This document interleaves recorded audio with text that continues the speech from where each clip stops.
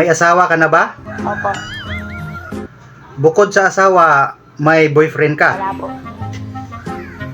Sigurado ka? Sigurado po.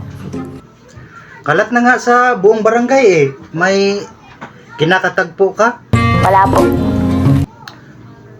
Kung sasabihin ko sa'yo na kilala ko Sino yung po, boyfriend mo, Your Honor, sino po kaya siya? ano siya?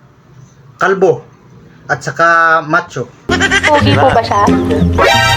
Ang sinasabi ko lang, kalbo at saka macho. Hindi ko sinasabing pugi siya. Yes po, Your Honor. Umayos ka ng sagot. Yes po, Your Honor. Alam mo, ang chairman namin dito, maiksi lang ang pasensya. May kalalagyan ka. Yes po, Your Honor. Huling tanong. Si Kalbo ba ang boyfriend mo? Wala pong katotohanan. You are lying! As Chairman of this committee, I am going to cite you in contempt for lying. Any objection? No, Mr. Chair. Hearing none. You are cited in contempt.